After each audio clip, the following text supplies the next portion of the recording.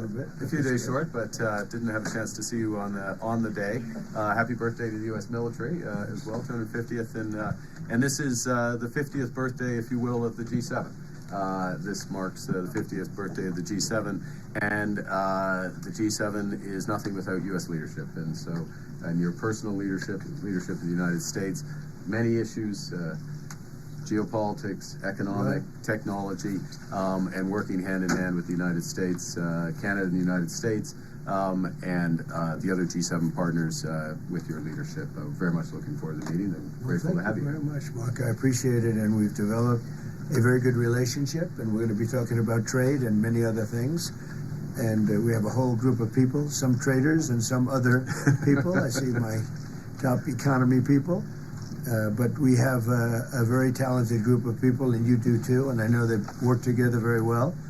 I look forward to that. The G7 used to be the G8.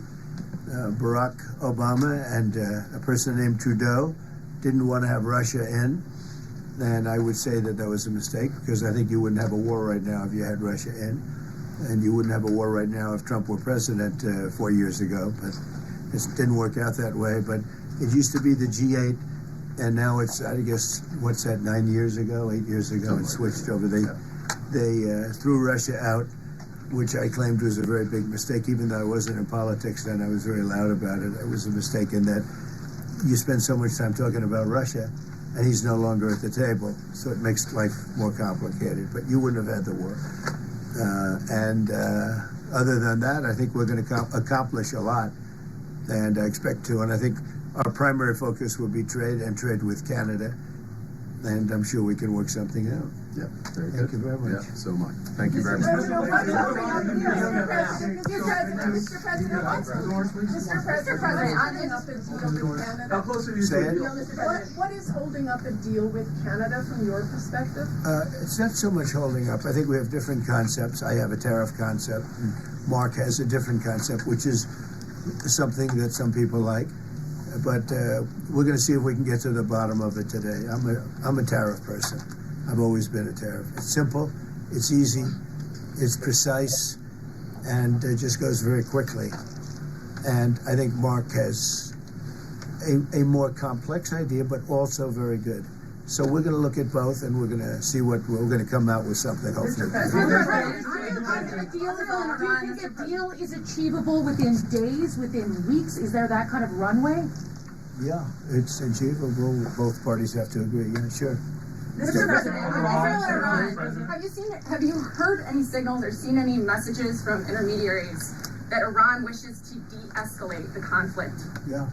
What have you heard? What have you heard from the Iranians? They'd like to talk, but they should have done that before. I had 60 days, and they had 60 days, and on the 61st day, I said, we don't have a deal.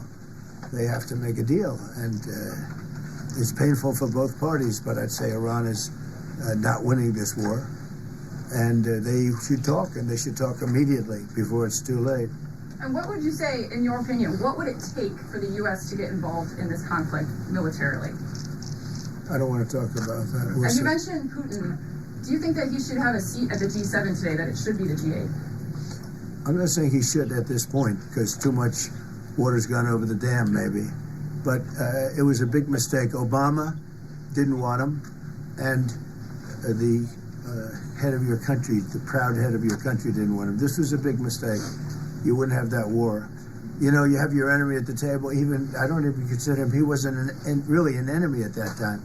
There was no concept. If I were president, this war would have never happened.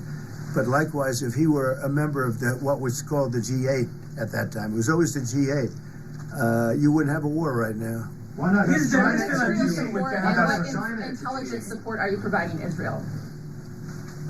We've always supported Israel. We have for a long period of time, strongly.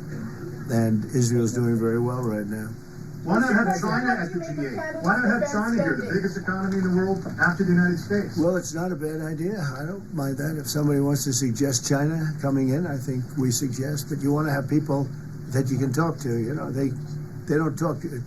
Putin speaks to me. He doesn't speak to anybody else. He doesn't want to talk because he was very insulted when he got thrown out of the G8.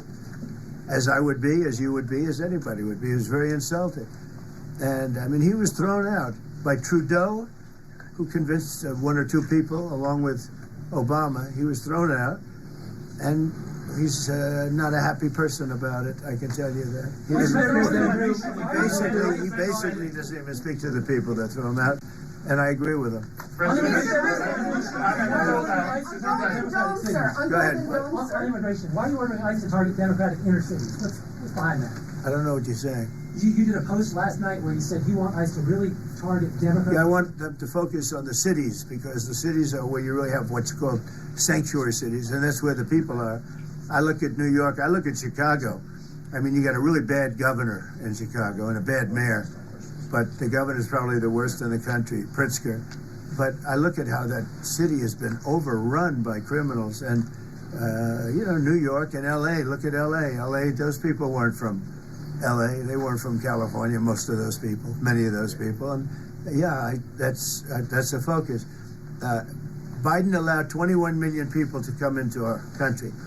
Of that, vast numbers of those people were murderers, killers, people from gangs, people from jails. They emptied their jails out into the U.S. Most of those people are in the cities, all blue cities, all blue cities, all Democrat-run cities, and they think they're going to use them to vote. It's not going to happen.